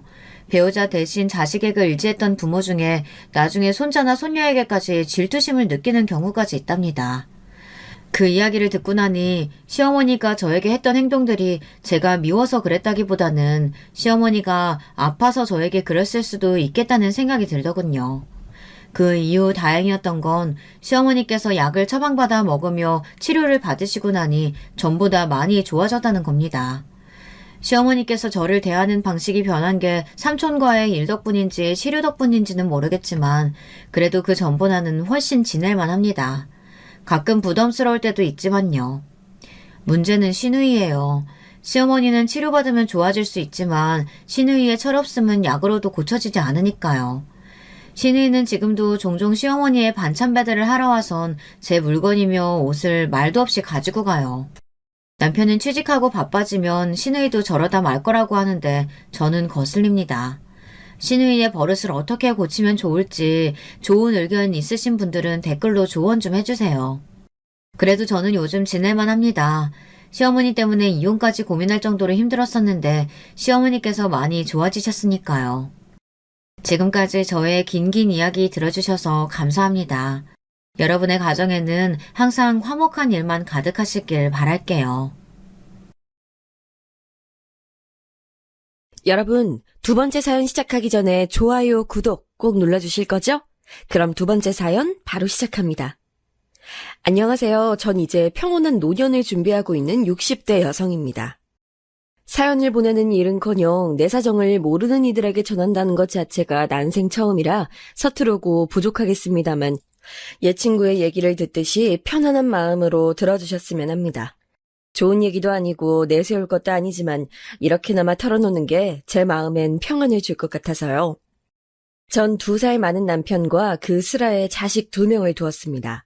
첫째는 아들, 둘째는 딸인데 어디 내놔도 남부럽지 않은 어른으로 키웠다는 자신이 있었습니다. 금전적 능력은 조금 부족할지언정 사람으로서 제대로 된 인격을 갖추는 게 제 평생의 교육 방침이었거든요. 다행히 딸아들 둘 다 키우면서도 크게 절 힘들게 하지 않았고 예의 바르다는 말을 많이 듣고 자랐습니다. 그게 제 자랑이고 기쁨이었죠. 그러다 물류센터에서 일하는 첫째 아들은 9년 전에 결혼했고 그해 바로 딸아이를 낳아서 기르고 있습니다. 그 아이가 벌써 초등학생이 됐으니 시간이 왜 이리 빠른지 모르겠네요. 아들 집과 저희는 30분쯤 걸리는 거리에 살고 있는데 그 전에도 자주 찾아가진 않았었어요. 왜 요즘 시어머니가 갑자기 반찬을 준답시고 찾아가거나 가사에 신경 쓰는 걸 싫어하는 요즘 며느리들이 많잖아요. 그래서 신경을 쓰지 않는 게 가장 좋은 부모인 것 같아서 그렇게 살아왔습니다. 며느리 역시 살갑다기보단 뭐랄까, 시부모와는 거리를 두고 싶어하는 티를 많이 내는 성격이라 맞춰주기도 했고요. 이걸 언제 알았냐면 전에 한번 김치를 갖다 주러 간 적이 있었어요. 잔뜩 못마땅한 표정으로 나와서는 어머님, 그이 보내던 거 하면 되는데 뭐하러 여기까지 오셨어요? 하며 김치를 받더라고요. 이미 불편한 기색이 얼굴에 잔뜩 깔려 있었죠. 김치통을 들고 온 저도 민망해졌고요. 그러면서 자기 지금 마침 자려던 중이었는데 너무 놀랐다며 어머님, 다음부턴 남편 보내던지 할 테니까 이 먼 데까지 혼자 오지 마세요. 라고 딱 잘라 말하더군요. 그때 우리 며느린 이런 걸 싫어하는구나 느끼곤 그쪽으론 행동하지 않게 됐습니다. 심지어 명절 때도 시댁에 있는 것 자체를 불편해하는 것 같아 제가 눈치를 볼 때도 있었어요. 시댁에 온 지 얼마 안 돼서 참 왜 이렇게 몸이 아프지? 어머님, 저 몸살기가 있나 봐요. 어머님한테 옮으면 안 되는데. 하며 아픈 내색을 하는데 그게 꾀병인 걸 알면서도 보내준 적이 있습니다. 그래서 웬만하면 명절이나 생일 딱 이때만 보고 생일도 아들 내외 바쁘다 하면 오지 말라고 말리기도 했어요. 괜히 시덥잖은 일로 고부 갈등 만들어 아들과 며느리 사이 나빠지게 하는 시부모가 되긴 싫었으니까요. 아무쪼록 저와 며느리는 그렇게 대면대면한 사이로 지내고 있었는데요. 그러다 손녀가 초등학교에 들어가면서 며느리가 취직을 했다고 하더라고요. 평소엔 프리랜서 작가로 활동한다고 들었는데 아예 작업실을 얻어 거기서 지인과 함께 일을 시작했다고 하더라고요. 정식 직장은 아니지만 동료와 함께 작업을 하는 것이기에 출근과 퇴근을 정해놓고 정해진 일정한 시간대에 일을 해야 한다고 했습니다. 그러다 보니 아이를 봐줄 사람이 필요하게 된 거예요. 제가 마침 그 시기에 일하던 음식점을 그만뒀거든요. 아들이 결혼하기 전 조금이라도 더 보탬이 되고 싶어 시작했던 일이었고 그동안 쓸 돈 안 쓸 돈 아껴가며 차곡차곡 모으다 보니 이젠 쉬어도 되겠다 싶더라고요. 그래서 자식들 줄 돈을 빼두고 남편과 여행이라도 다녀오려고 시기 맞춰 그만두게 됐습니다. 국내든 해외든 섬이든 근교든 제대로 된 여행 한번 간 적 없었거든요. 그런데 백신을 맞으면 잠잠해질 줄 알았던 코로나가 더욱 기승이고 여행이 온전치 못하게 되니 계획이 전부 틀어져 버리더라고요. 그래서 잔취미 몇 개를 하면서 집에서 쉬는 게 일상이 됐습니다. 그 소식을 며느리가 아들을 통해 들었나 봐요. 생전 먼저 연락 오는 법이 없었는데 전화가 오더라고요. 어머님, 그동안 잘 지내셨어요? 그래 민정아, 난 잘 지내고 있지. 이렇게 연락 주니 고맙네. 잘 지냈고? 별 말씀을요. 자주 전화 드렸어야 됐는데 바쁘단 핑계로 못 드려서 죄송해요. 죄송은 뭘. 애아빠가 가끔씩 안부 전해줘서 괜찮아. 다은이는 잘 지내? 안 본 지 꽤 돼서 보고 싶네. 한 달 전에 영상통화 한번 하긴 했는데. 잘 됐다. 안 그래도 다은이 일로 전화드린 거였어요. 제가 일을 갓 시작해서 정신이 없는데 혹시 어머님 적적하시면 우리 다은이 좀 봐주실 수 있나 해서요. 내가? 네. 코로나 때문에 요즘 애들 집에서 수업 듣거든요. 그 수업 챙기는 거랑 밥, 간식 정도만 챙겨주시면 돼요. 다은이 많이 커서 손도 많이 안 가고요. 그냥 봐달라는 건 당연히 아니고 용돈 챙겨드릴게요. 30만 원이면 충분하시겠죠? 갑자기 말문이 막히더라고요. 돈을 받을 생각도 없었지만 받는다 한들 아무리 핏줄이 섞였어도 터무니없는 금액을 얘기하니까요. 게다가 평일 내내 찾아가야 하니 어렵게 찾은 제 휴식 시간을 뺏길 것 같더라고요. 제가 그토록 고대하던 휴식인데 아무리 사랑하는 손녀딸이라고 하지만 영 내키지 않는 일이어서 어렵사리 애둘러 거절했습니다. 민정아, 미안하지만 내가 일을 그만둔 지 얼마 되지 않아서 휴식이 조금 더 필요할 것 같은데 어쩌지? 그래도 다은이는 시간 날 때마다 가끔씩 가서 봐줄게. 어머님, 제 딸이라서 하는 말이 아니라 다은이 말 정말 잘 들어요. 학교에서도 영재란 소리 듣고요. 똑부러진 아이니까 기본적인 것만 준비해 주시면 그 이후부턴 알아서 혼자 척척 잘 해낼 거예요. 제가 장담해요. 그리고 혹시 금액이 너무 적게 느껴지신다면 50만 원 어떠실까요? 저도 이 정도는 해야 마음이 편할 것 같았어요. 왠지 여기서 더 거절하면 인정 없는 시엄마가 될 것 같아서 고민이 됐습니다. 하지만 밤낮 없이 일하는 아들을 떠올리니 돈이 무슨 소용이고 내가 쉬는 게 무슨 소용인가 싶더라고요. 그래서 그냥 알겠다고 했습니다. 바로 모레부터 나와 달래서 그 뒤로 잡혀있던 취미반은 전부 그만두고 남편에게도 당분간은 아들 집에 오갈 거라고 통보했습니다. 남편은 제가 손녀를 봐주기로 한 게 못마땅한 눈치더라고요. 다 큰 아이를 못하러 나이 든 부모한테까지 부탁하면서 돌봐야 하냐고. 무슨 일이든 무심한 남편이지만 저렇게 툭 얘기해주니 내심 웃기고 고맙더라고요. 본인 밥 해줄 사람이 사라져서 투정 부리는 건진 몰라도요. 그렇게 전 다시 출근으로 하루를 시작하게 됐습니다. 오랜만에 가는 아들 집이라 길이 헷갈리기도 하고 멀게도 느껴졌지만 앞으로 계속 오갈 길이니까 열심히 정을 붙이려 했지요. 집에 도착하니 손녀딸이 뛰어와서 맞이해주더라고요. 안 본 사이 손녀는 많이 자란 듯 했습니다. 제가 짐을 내려놓는 동안에도 옆에서 조잘조잘 떠드는 모습이 참새 같아 어찌나 귀여운지 다행히 손녀는 저를 잘 따랐고 제가 집에 오는 걸 무척이나 반기는 눈치였습니다. 저는 오던 길에 사두었던 아이의 간식을 준비해줬고 함께 나눠 먹으며 얘기를 나누었어요. 아빠는 보통 아침 7시에 나갔다가 저녁 6시에 들어오고 엄마는 이제 10시에 나갔다가 8시에 들어온다더군요. 그러고 보니 아이가 혼자 있을 시간이 길겠더라고요. 왠지 더욱 안쓰러운 마음이 커졌습니다. 밖에 나가 친구들과 놀고 싶은데 며느리가 코로나 때문에 바깥 출입도 자주 금지한다고 하더라고요. 사나흘에 몰아서 한 번 정도 꼭 필요한 약속만 갈 수 있게 해준다고요. 학원도 가지 않고요. 한창 뛰어놀 나이인데 너무한다 싶다가도 아프지 않은 게 최고니까 며느리의 선택이겠거니 하고 그러려니 했습니다. 며느리는 꽤나 엄격하고 철저한 엄마였어요. 다은이가 눈치를 많이 보는 게 그런 탓인 것 같았지만 이 또한 제가 관여할 바는 아니니까 아무 말하지 않았고요. 집에서 다은이가 온라인으로 수업 듣는 걸 도와주고 전 거실에 앉아 TV를 보거나 챙겨온 책을 읽었어요. 할 일 없이 무료하지만 손녀를 보는 재미에 소소한 행복을 느끼며 지냈습니다. 여느 할머니들이 다 이런 시간을 가졌다고 난 그래도 초등학생 손녀니까 그렇게 힘들지도 않고 어느 때고 자유롭게 만날 수 있는 복받은 할머니라고 생각하면서요. 그렇게 시간이 지나고 퇴근한 아들을 만났습니다. 보자마자 저에게 미안하다면서 제 손을 잡더라고요. 미안해 엄마. 내가 무능력해서 아직까지 엄마를 고생시키네. 조금만 더 봐줘. 지금 직장에서 자리 더 잡히면 엄마 가고 싶어 했던 여행 그거 내가 보내줄게. 그 말을 꾸역꾸역 간신히 내뱉는 아들이 안쓰러워 제 걱정 말라고 했어요. 그리곤 저녁 식사까지 차려서 셋이 먹고 캄캄해져서야 집으로 돌아갈 수 있었죠. 제 집처럼 자주 들락날락하다 보니 집이 더러워져 있으면 청소도 해주고 오는 길에 찬거리를 사서 찬 반찬을 만들어두는 게 어느새 저의 일 중 하나가 되었습니다. 그렇게 정신없이 한 달이 지나갔어요. 근래 들어 어떻게 지나갔는지 모를 가장 바쁜 시간이었네요. 한 달째 되던 날 오전 9시에 딱 맞춰 제 계좌로 50만 원이 입금됐어요. 감사하다는 짧은 문자와 함께요. 돈은 보내지 말라고 답장했는데 그래야 자기 마음이 편하다면서 부담스러워하지 말라고 하더라고요. 뭐 50만 원으로 얼마나 마음이 편해질진 모르겠지만 그래야 한다니 알겠다 하고 받았습니다.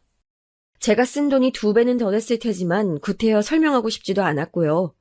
아마도 며느리는 냉장고에 있던 새 반찬들과 손녀가 입고 있는 낯선 옷들이 그냥 하늘에서 뚝 떨어져 생겨난 거라 믿고 싶었는지도 모르죠. 그렇게 한 달 반쯤 지났던 날 처음으로 며느리 얼굴을 볼 수 있었습니다. 절 보려고 빨리 퇴근했다면서 족발을 사들고 왔더라고요. 그때 오랜만에 네 식구가 모여서 식사를 했네요. 일하고 온 며느리가 힘들까봐 빨리 먹고 일어나려 했습니다. 근데 며느리가 말하길 어머님 그거 들으셨어요? 요즘 애들은 집에서 홈스쿨링도 하더라고요. 어려운 건 아니고 그냥 집에서 선생님이랑 1:1 영상 수업 듣고 숙제 내주면 그거 하고 가족이 그 숙제 검토해주고 같이 얘기하면서 공부하면 학원이나 과외보다 훨씬 효과가 좋다고 하더라고요. 편한 분위기에서 공부할 수 있으니까요. 우리 애도 그런 거 시킬까 봐요. 논소리 부족하거든요, 다은이가. 그래, 뭐 좋지. 애들 공부는 일찍 시작해야 한다니까. 그쵸? 잘됐다. 그럼 혹시 어머님이 다은이 학교 수업 끝나면 숙제도 봐주실 수 있을까요? 숙제 검사를? 결국 저에게 일감 하나를 더 던져주려 하는 거였더라고요. 어차피 쌓인 일 하나 더 해준다고 그리 버거울까 싶어서 알겠다고 했습니다. 아들은 아무 말 없이 밥만 먹더라고요. 왠지 씁쓸한 기분이었지만 내색 않고 서둘러 집으로 돌아왔네요. 돌아와서도 이상하게 계속 울적한 기분이 들었습니다. 겨울만 되면 오던 갱년기 불면증이겠거니 싶었어요. 그런데 아무래도 서러움이 들었던 것 같아요. 하루하루가 아까운 내 나이에 여행이나 배움은커녕 자식 집에서 소모되고 있다고 생각하니 가슴이 답답했습니다. 하지만 여전히 제가 할 수 있는 별다른 선택은 없었죠. 거기다 그때쯤엔 무릎이 시큰해서 더더욱 며칠 정도는 쉬고 싶다는 생각이 간절했는데 그런 말을 꺼낼 수도 없었습니다. 예전에 아파서 하루 정도 손녀딸 봐주러 못 갈 것 같다 말하자 며느리의 반응이 영 그랬거든요. 이미 출근했는데 이제 와서 그러면 곤란하다느니 죄송하지만 오늘만 참아달라느니 어떻게든 버텨보라고 하는데 솔직히 속으론 섭섭하더라고요. 어머니, 일단 참아주세요. 제가 어떻게든 빨리 가볼게요. 그러니까 무릎 그거 약을 먹든 병원을 가시든 하시라니까 참. 곤란하네요. 이런 식으로 말하며 전화를 획 끊어버리는데 여기서 며느리를 혼내면 괜스레 어른답지 않게 보일까봐 체면 때문에 말은 못하고 있었지만 정말 화가 많이 났습니다. 속이 부글부글 끓었어요. 며느린 그때부터 묘하게 마치 아랫사람을 부리듯 저를 그렇게 대하고 있었죠. 제가 바보 천치처럼 눈치를 채지 못했을 뿐. 게다가 손녀의 숙제를 봐주기로 한 건 생각보다 저에게 큰일이었습니다. 쉽게만 생각했던 요즘 초등학생의 수준이 굉장히 상향화되어 있더라고요. 그래봤자 우리말인데 왜 이렇게 문장 하나하나가 난해하게 느껴지던지 사회 공부도 논술 공부도 무엇 하나 쉽지 않아서 안경 껴가며 해설집을 찾아 더듬더듬 답을 써주는 게 제가 할 수 있는 최선이었어요. 다은이는 원체 공부에 관심이 있던 아이는 아니지만 타고나길 영특해서 곧잘 성적을 낸다고 했었습니다. 그래서인지 다행히 저의 부족한 설명을 자기 선에서 이해하려 애쓰고 풀어나가더라고요. 다만 문제는 밖에 잘 나가질 못하다 보니 많이 지쳐있는 듯 보였거든요. 집중력이 많이 흐트러진 상태였습니다. 문제 하나를 푸는 건 금방 해냈지만 그 다음 문제로 가는 게 어려워 보였어요. 나중엔 공부와 전혀 상관없는 자꾸 쓸데없는 질문을 하면서 일부러 시간을 잡아먹더라고요. 저에게도 참 버거운 시간이었습니다. 공부해야지, 응? 나 놀고 싶단 말이에요. 할머니 나 간식 만들어주면 안 돼? 간식 만들어줘요. 간식은 나중에. 공부 먼저 해야 돼. 싫단 말이야. 공부 지겨워. 맨날 하는 게 공부인데. 딴 거 하면 안 돼요? 할머니 제발 한 번만. 달래는 것도 한계가 있지 손녀와 이런 입씨름을 지겨울 정도로 하고 있으니 저도 체력적으로 정신적으로도 지치더라고요. 이래서 교육이 어려운 거구나 하는 깨달음도 문득 들었고요. 집에만 오면 녹초가 되어 쓰러지는 절 보던 남편은 그렇게 힘들면 그만두라는 말을 하기도 하는데 전 그럴 수가 없어 고개를 저을 뿐이었습니다. 그러다 하루는 그런 일이 있었어요. 숙제 검사를 하는 날이었는데 갑자기 문제집이 없어졌다는 거예요. 집안에서 잃어버린 건 아니고 마트 다녀오는 길에 떨어뜨린 것 같다는 말도 안 되는 얘기를 하는데 황당하더라고요. 얘가 하기 싫은 건지 정말 잃어버린 건지 모르겠고 그 와중에 며느리가 뭐라고 할지 내심 걱정이 들던 제 모습이 처량해서 웃음이 나기도 했습니다. 일단은 괜찮다며 새로 사면 된다고 아이를 진정시키고 저녁 준비를 했어요. 음식 재료를 가지러 베란다 쪽에 갔더니 글쎄 환기구 뒤에 문제집을 꽂아뒀더라고요. 손녀에게 물어보니 대답을 못하더라고요. 그런데 이상하게도 숙제는 다 해둔 상태였어요. 왜 숨겼는지 솔직히 말해주면 엄마 아빠한테는 비밀로 하겠다고 약속하니까 그제야 한마디 하더라고요. 그냥 보여주기 싫었어요. 잘하든 못하든 어차피 엄마는 더 열심히 하라고만 하니까. 그 말을 들으니 나도 어른으로서 할머니로서 잘한 거 없다 싶더라고요. 며느리 말만 듣고 아이와 교감 없이 기계적인 검사만 해왔으니까요. 그 당일날 퇴근한 아들에게 이 사실을 말했고 아들은 알겠다며 고생이 많았겠다라고만 했어요. 그 뒤로는 아이의 자율성에 맡기고 크게 건드리지 않았어요. 그러자 아이도 오히려 마음 편히 공부하고 더 열심히 노력하는 것 같더라고요. 혼자서 잘하는 아이인데 내가 너무 몰라줬나 싶어 미안하기도 대견하기도 했어요. 그러다 일은 평화로울 것만 같던 어느 날 갑자기 터졌어요. 일찍 퇴근하여 집으로 돌아온 며느리가 어두운 표정으로 제게 잠깐 얘기를 하자고 하더라고요. 전 뭔 일이 있나 싶어서 걱정이 돼서 무슨 일이냐고 물었습니다. 며느리가 말하길, 어머님, 다은이가 새로 신청한 수업 성적이 나왔거든요? 근데 평소보다 한참 못 미치게 나왔어요. 어떻게 된 일일까요? 그래? 아유, 난 나름대로 한다고 했었는데 운이 안 좋았나 보다. 아, 이제 알겠어요. 어머님의 그런 안일한 태도가 다은이한테 악영향을 준 것 같네요. 지금 다은이 또래에 도태되면 중학교, 고등학교까지 고생이에요. 어머님도 그러셨잖아요. 애들 어릴 때 교육이 중요하다고. 전 너무 당황스럽고 황당했지만 이번만큼은 그냥 넘어가면 안 되겠다고 생각했어요. 민정이 너 말 참 그렇게 한다. 다은이도 열심히 했고 나도 몇 시간 더 늦게 가면서까지 하나라도 더 봐주려 노력했어. 근데 나한테 돌아오는 말이 고작 악영향을 준다 만다는 얘기니? 좀 실망스럽구나. 과정은 결국 결과를 보여주기 위해 존재하는 거예요. 나름대로 애쓰셨는지는 못 봤지만 결과는 이렇게 봤잖아요, 제가. 다은이한테는 과정도 중요해. 그리고 집 바깥으로 나가는 것도 제한하면서 너무 공부에만 매달리는 거 좋은 거 아니야. 애가 갑갑할 텐데 주기적으로 숨은 쉬게 해줘야지. 전 그러고 있어요. 죽이라는 게 사람마다 기준이 달라서 그렇지 최대한 합리적이고 이성적으로 말씀드리려 했는데 어머님께서 감정적으로 나오시니 섭섭하네요. 이렇게 된 마당에 전으로 상황이 돌아갈 순 없으니 변화가 필요할 것 같긴 해요. 무슨 변화? 용돈은 기존 50만 원에서 45만 원으로 줄일게요. 이해해 주실 거죠? 뭐라고? 어머니 하실 몫을 제대로 못 해내셨으니 줄여야죠. 그에 맞게 돈도. 왜요? 불만이세요? 순간 머릿속 피가 거꾸로 쏟을 듯 말문이 막히더군요. 아무 말 못하는 제 모습을 보더니 시간이 늦었으니 이만 어서 집으로 돌아가라고 말합디다. 어떻게 사람이 그럴 수 있나요?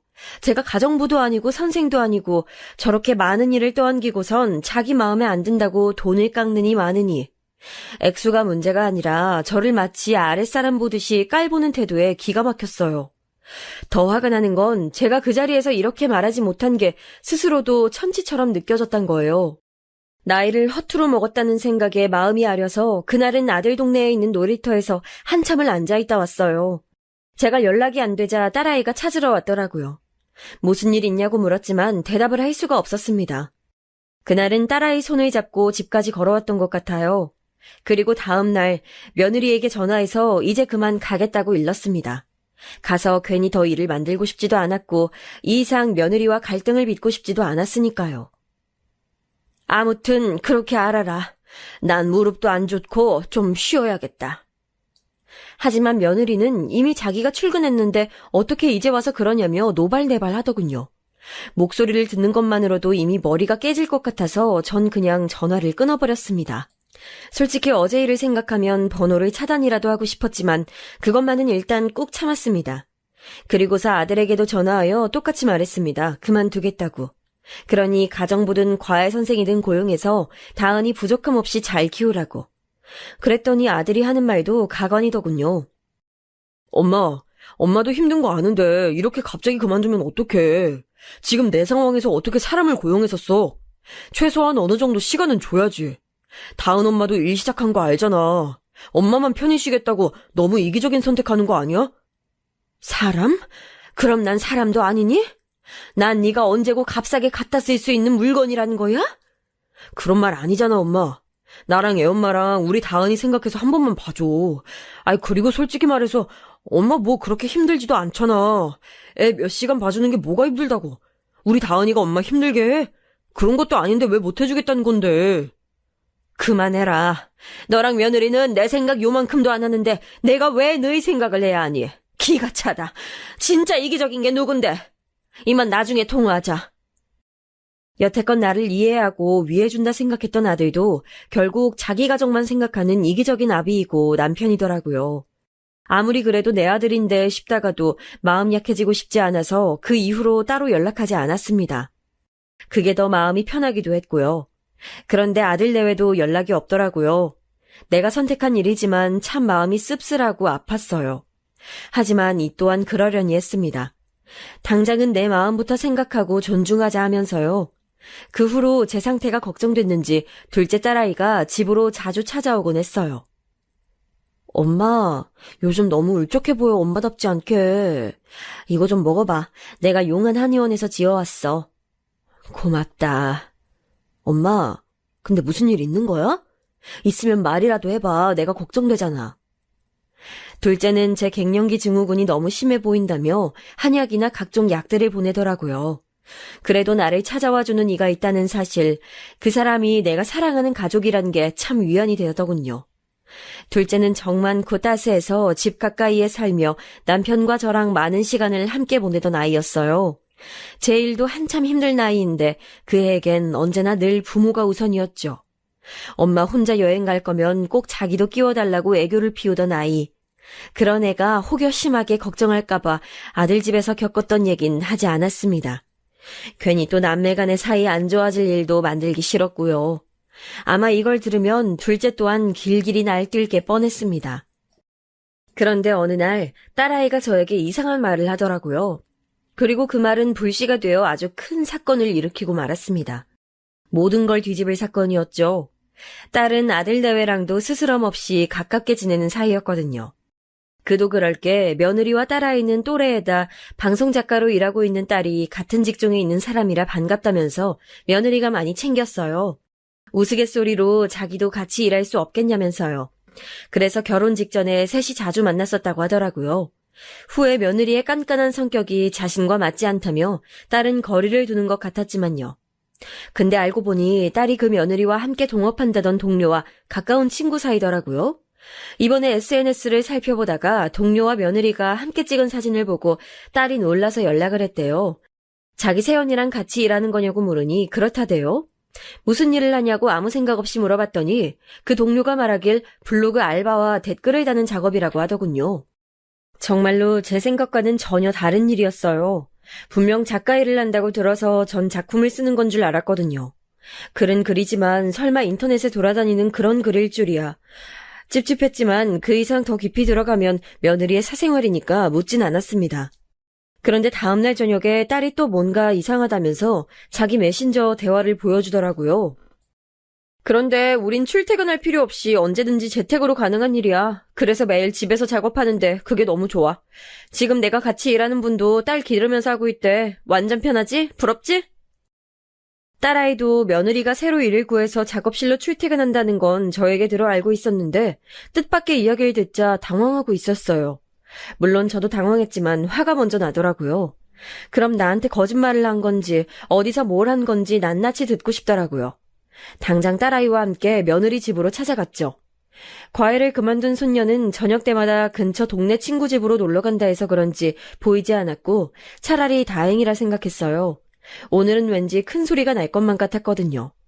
너희 집에 와 있다고 문자를 남기고 30분도 안 돼서 며느리가 도착했습니다. 아마도 근처에 있다가 놀라서 온 것 같았어요. 그 일 전에 네가 얘기했던 동료라는 분에게 얘기 전해 들었어. 재택으로 하는 일이라며. 넌 분명 작업실 구해두고 아침에 출근해서 저녁에 퇴근하는 일이라고 하지 않았니? 어머님 설마 그것 따지시려고 온 거예요? 저 너무 당황스러워요. 가족도 아닌 사람 말만 듣고선 이렇게 갑자기 찾아오시면 어떡해요? 저를 믿으셔야죠. 출퇴근하는 일 맞고요. 둘이 함께 있어야 작성, 검토 다 한 번에 끝낼 수 있어서 꼭 작업실이 필요한 일이에요. 제 동료 말은 예외의 일이 있으면 재택으로 할 수 있어서 좋다는 뜻일 거예요. 예외? 그럼 다은이 키우는 것도 예외로 두고 좀 융통성 있게 정리했어도 되는 일이잖아. 그건 안 되죠. 애가 며칠만 예외적으로 쉬는 것도 아니잖아요. 근데요, 어머님이 여태 다은이 봐주신 건 감사한데 제가 성적 가지고 몇 마디 했다고 이런 식으로 악감정 갖고 보복하는 건 좀 유치한 것 같네요. 뒤를 캐내는 것 같아서 조금은 불쾌하기도 하고요. 뭐라고? 아니다, 그래. 내가 미안하다. 전 제가 잘못 들었나라는 생각으로 오히려 오해여서 잘 됐다고 여기며 돌아가려고 했어요. 그런데 며느리와 저의 대화 내용으로 이제야 그동안의 어렴풋이 일을 알게 된 딸아이는 화가 단단히 났나 보더라고요.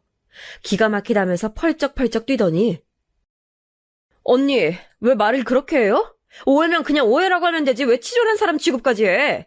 그것도 언니가 말한 것처럼 가족인 사이에. 아가씨, 그게 아니라. 그렇게까지 말하는 거 보니 왠지 더 확인하고 싶어지네. 내가 그럼 친구한테 지금 전화해서 물어볼게요. 우리 같이 얘기해요. 그 직장이 어떻게 돌아가는 건지. 평소엔 그러지 않는 애가 저렇게 화를 내니 전 놀라서 말릴 겨를도 없었어요. 딸아이는 바로 휴대폰을 꺼내 전화를 걸었죠. 그런데 그때부터 이상하게 며느리가 안절부절 못하고 그만해요 라는 말만 반복하는 거예요. 뭔가 있겠다 싶은 촉이 들었어요. 여보세요? 나야. 네가 그때 말한 일 있잖아. 우리 새언니랑 한다는 작업. 그거 작업실까지 갖춘 일 맞아? 매일 아침 출근하면서. 그때였습니다. 며느리가 갑자기 딸아이의 휴대폰을 뺏어서 던져버리더라고요. 전화는 허무하게 꺼졌고 놀란 딸아이는 뭐하는 짓이냐며 소리를 버럭 질렀어요. 넌 아무것도 모르면서 갑자기 나타나 왜 참견인데? 참견이라니. 우리 엄마 일이고 조카 일이고 오빠 일이야. 네가 어디까지 거짓말을 했냐는 게 나한텐 그만큼 중요하다고. 그러자 며느리는 씩씩거리더니 그만하라며 이내 울음을 터뜨립디다. 딸아이는 집요하게 폰을 주어서 다시 전화를 해보겠다고 했어요. 아예 그쪽에다가도 거짓말한 사실을 알려서 망신을 줘야 한다고. 며느리는 그제야 실토하더라고요. 사실 출근하는 건 거짓말이었다고. 육아가 너무 지겹고 집이 너무 답답해서 밖으로 나가는 일을 하고 싶었다는 겁니다. 그런데 이제 와서 막상 취직하려니 별다른 재능 없는 자신을 받아줄 데도 없고 다닐 것도 막막해서 찾아낸 일이 그 블로그 아르바이트였대요. 한때는 작가를 꿈꿨기에 그 일이 가장 만만했다네요. 그런데 집에서 작업하면 여전히 아이랑 가사 둘 다 떠맡아야 할 것 같아서 거짓말을 했던 거예요. 그럼 그동안 하루 종일 어디에 있다가 온 거니? 작업실도 없고 친구도 가족도 없이 너 혼자 어디 가 있던 거냐고. 카페에 있다가 작업이 끝나면 그냥 말 그대로 휴식을 가졌어요. PC방도 가고 혼자 밥 먹고 친구도 만나고 울적하면 기차도 타고 그렇게 여기저기 돌아다니면서. 그게 나빠요? 전 떳떳해요. 거짓말한 건 잘못이지만 다 그럴 만한 이유가 있었다고요. 다은이가 초등학교 들어갈 때까지 저 하루도 제대로 쉬어본 적 없어요. 어머님도 여자니까 알 거 아니에요.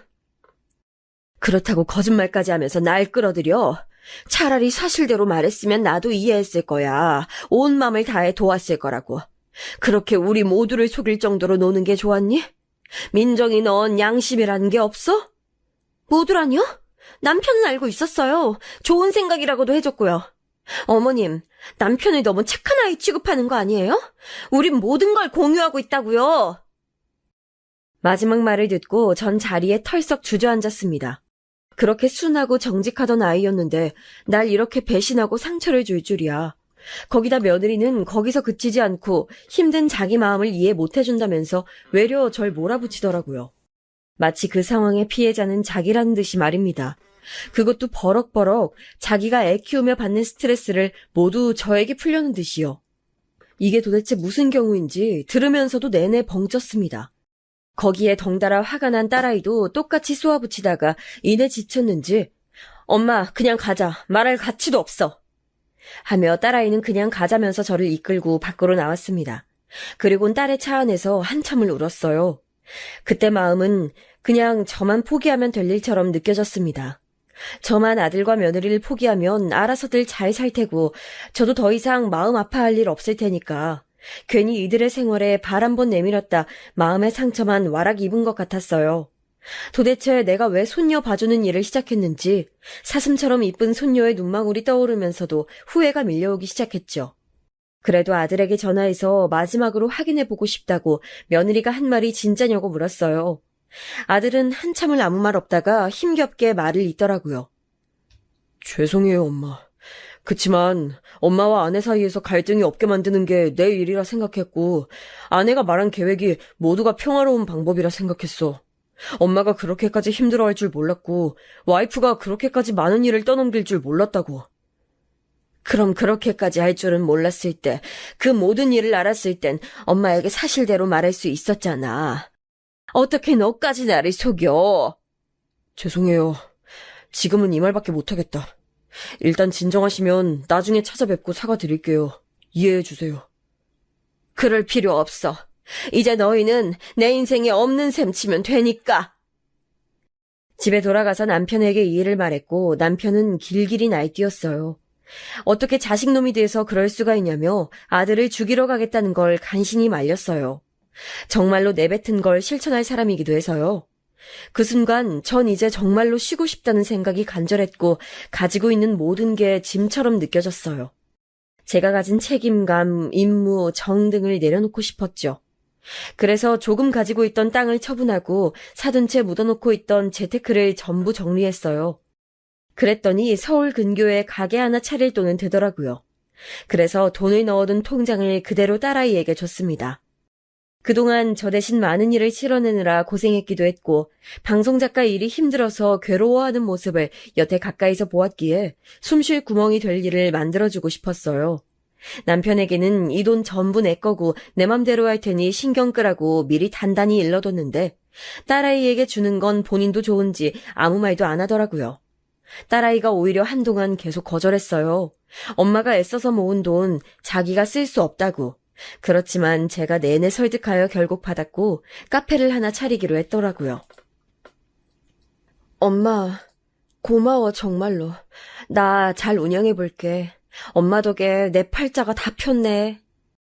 이제 거기서 자유롭게 작업도 하면 되겠다며 웃는 딸아이를 보니까 마음이 놓였고 한동안 잊고 있던 안정을 되찾은 기분이었습니다. 근데 딸아이가 가게를 차렸다는 걸 어떻게 알았는지 연락 끊고 살던 며느리에게 다시 연락이 오기 시작했습니다. 어쩌면 예상을 했어야 할 일인지도 모르겠어요. 며느린 이젠 일도 안 하는지 정말 틈틈이 계속 문자를 보내오더군요. 어머님, 연락 좀 받아주세요. 저도 충분히 반성했고 따로 꼭 사과드리고 싶어요. 어머님, 예전에 여행 가고 싶으시다고 하셨었죠? 이번에 다은이 아빠랑 저랑 다은이랑 같이 여행 다녀오시는 거 어때요? 강원도도 좋고 아예 제주도 다녀와도 좋고요. 마음 편히 다녀오시게 저희가 다 준비할게요. 답 좀 주세요. 갑자기 여행을 다녀오자고 하니 어이가 없더라고요. 전 최대한 마음을 가라앉히고 대답했습니다. 여행을 가자고? 진심으로 하는 말이니? 당연하죠. 저희가 그동안 많은 일이 있었는데 그런 불미스러운 감정 이번에 여행 가서 다 내려놓고 다시 한 가족으로 행복한 시간 누렸으면 좋겠어요. 어머님 이제 쉬실 때도 됐고요. 저희 때문에 많이 힘드셨잖아요. 저 정말로 반성하고 있어요. 솔직히 말해 아주 잠깐 정말로 며느리가 변한 걸까 일말의 기대가 들긴 했습니다. 그래서 일단 알겠다 하고 정 그러면 같이 만나서 밥 한 번 먹고 그날 여행 일정을 정하자고 말했습니다. 정말 다른 사람이 된 건지 너무나 좋아하면서 감사하다고 하더군요. 그런데 그렇게 저녁 약속을 잡은 지 얼마 되지 않아 며느리가 저희 집 근처에 일이 있어서 들렸다며 카페에서 잠깐 만나자고 하더라고요. 왠지 찜찜한 기분이 있었지만 알겠다 하고 나섰습니다. 며느리는 절 보자마자 반갑게 인사를 건네며 그동안 어떻게 지냈는지 건강은 괜찮은지 묻더라고요. 그리고선 지금 따로 일을 시작했냐고 슬쩍 말하더군요.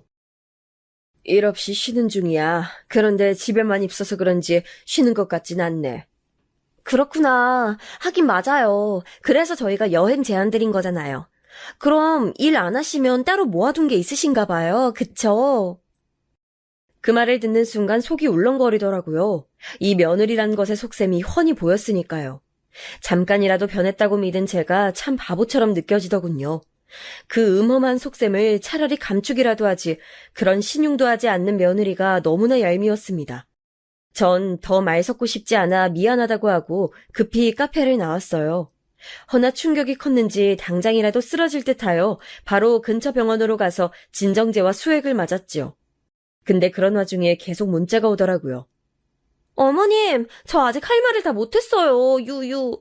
아가씨가 카페 차렸다고 들었는데 혹시 어머님이 도와주신 거예요? 어머님, 요즘 다은 아빠가 회사 그만두고 싶다고 성화해요. 일이 많이 힘든가 봐요. 유유. 역시나 또 자기 속셈을 드러내는 말들에 전 참지 못하고 곧장 전화해서 웃음기 섞인 말투로 단도직입적으로 물어봤어요. 설마 여태 그 유산 때문에 이렇게 얼굴에 철판을 깔고 연락해 온 거니? 아니지 설마. 네가 설마 그렇게까지. 어머님 다 아시면서. 아니 솔직히 섭섭했거든요. 저 아무리 개인 감정이 있다는들 같은 자식인데 이렇게 차별해도 되나요? 아마 남편도 섭섭한데 말 못하고 있는 걸 거예요. 차별받는 가정에서 다은이가 할머니를 어떻게 생각하겠어요? 이번엔 꼭 좋은 어른의 모습 보여주셨으면 좋겠어요. 저녁 식사 때 다은이랑 갈게요. 이젠 노골적으로 유산 얘기를 하자 더 이상 참지 못할 정도가 됐습니다. 그래서 저녁 식사 자리를 가지는 날 아들 내외와 딸아이를 집으로 초대했죠. 초대받은 며느리는 제 마음이 정리됐다고 생각했는지 싱글벙글한 얼굴로 과일 세트까지 들고 집에 들어서더라고요. 어찌나 얄밉던지 심지어 손녀딸까지 데리고 왔어요. 아들은 본인도 염치가 없는 걸 아는지 고개를 숙이고 있었지만요. 그 모습이 더 꼴보기 싫었고요. 손녀딸이 저를 부르며 달려와 안기자 며느리는 할머니 보고 싶었지? 이제 앞으로 더 찾아뵙자 라고 하더라고요.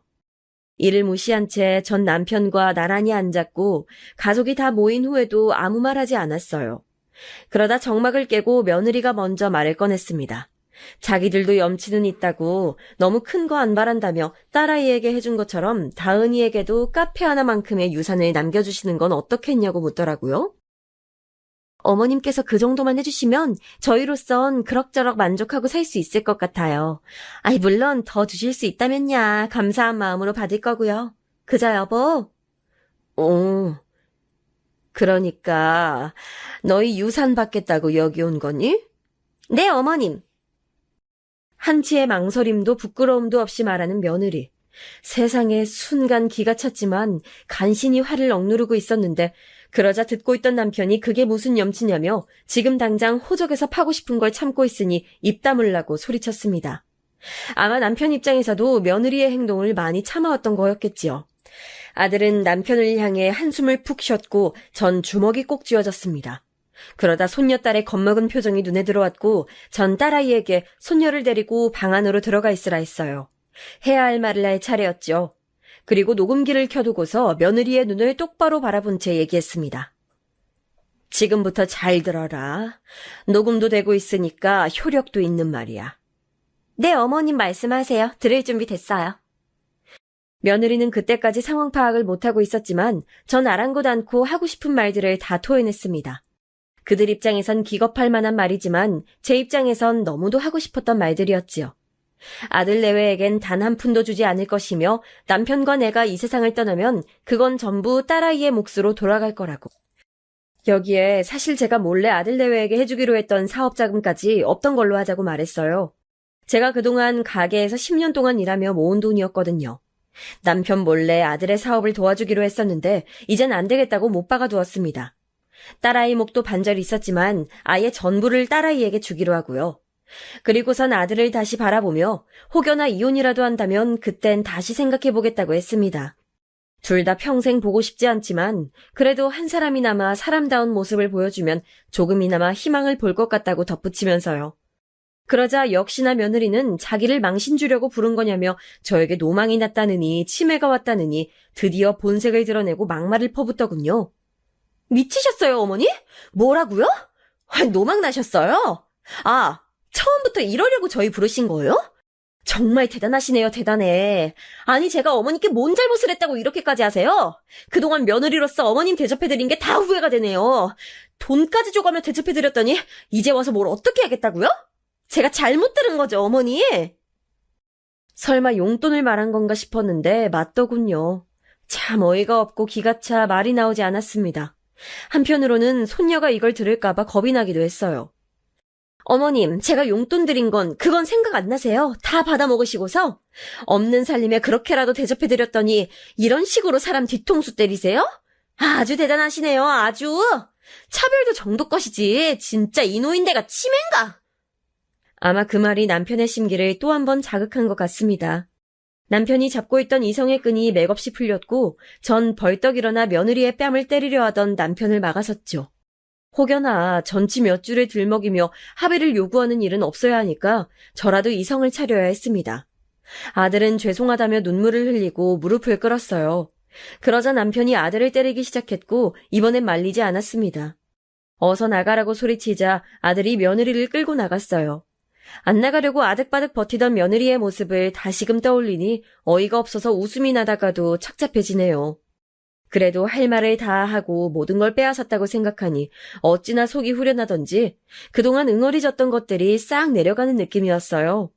마치 지금껏 풀지 못했던 한을 푼 것처럼 이젠 편하게 두 다리 뻗고 잘 수 있겠더군요. 아들 내외를 내보낸 후 놀랐을 손녀를 달래면서 집으로 돌아가겠냐고 물으니 싫다고 하더군요. 그래서 저녁 먹인 후에 저희 집에서 재웠죠. 다음날 아들에게 다은이가 우리 집에 있길 바란다고 한동안은 여기서 보살피겠다고 했어요. 아들은 자기가 와이프에게 단단히 말해두겠다며 고맙다는 말과 함께 전화를 끊었습니다. 비록 그 후로도 계속 며느리에게 수많은 부재중 전화와 문자가 와 있었지만요. 치매 걸린 노인네라는 발언부터 시작해서 온갖 입에 담지도 못할 막말들이었습니다. 심지어 손녀딸을 데리고 있는 것도 잘못된 일이라며 신고를 하겠다고 하더라고요. 며느리의 본성을 제대로 알 수 있는 말들이었고 정말 이제 저 역시 며느리와는 눈도 마주치고 싶지 않았습니다. 그래, 어디 한번 마음대로 해봐라. 그 말만 하고서 완전히 번호까지 차단시켰습니다. 그렇게 폭풍 같은 시간이 지나가고 그 일이 있은 지 벌써 1년이 지나갔습니다. 전 이제 곧 남편, 딸아이와 제주도 여행을 준비하고 있어요. 남편과 딸은 각자의 일이 바빠서 일주일 정도만 머물다 돌아가기로 했고 전 한 달 정도 더 머물 생각이에요. 바다와 산을 오가면서 그동안 하지 못했던 생각들과 고민들, 행복한 기억들을 차근차근 되짚어보면서 저만의 시간을 갖고 싶어서요. 저에게 삶의 여유를 주고 기다려주는 가족이 있어서 이번 여행은 분명 아주 행복한 추억이 될 것 같아요. 참고로 아들과 며느리는 그 후 갈라섰어요. 딸아이가 전하길 아들이 많이 힘들었는지 먼저 이혼하자고 했다더군요. 며느리는 죽어도 안 된다고 우겼지만 결국 그렇게 됐나 보네요. 손녀는 아들 쪽에서 키우기로 했고요. 아들은 그 뒤로 종종 전화를 해왔지만 저는 당장 아들을 마주할 자신이 없었습니다. 그래서 아직까지 연락을 피하고 있어요. 당장은 아니더라도 제가 정말 내킬 때 마음이 닿을 때가 온다면 그때 아들을 만나보려고요. 아무래도 마음의 준비가 됐을 때 만나는 게 서로에게 더 좋을 듯 해서요. 하지만 상처가 깊었던 그때의 기억 때문에 얼마가 걸릴진 모르겠네요. 마지막으로 여러분도 어느 때건 얼만큼 나이를 먹었던 간에 쉼이 필요하다면 무작정 여행을 가세요. 진정한 어른이 되는 건 어렵지만 우리는 각자의 고민과 사연으로 어른의 책임감만큼 너무나 빠르게 나이 들어가고 있잖아요. 당장의 휴식을 미뤄둔다면 잡념은 쌓이고 몸은 더 무거워져 갑니다. 그러니 충분히 휴식하고 자기만의 시간을 가지세요. 몸이든 정신이든 나이를 막론하고 스스로 보살피는 것이 참 중요한 것 같습니다. 저 또한 이번 여행에서 충분히 휴식하며 많은 상념들을 버리고 올 수 있었으면 좋겠네요. 그러길 바라주세요. 넋두리 같은 글이었지만 마지막까지 긴 글 들어주셔서 감사하고 들어주신 분들 모두 하루하루 행복함과 평안이 넘치는 그런 하루 되시길 바랍니다.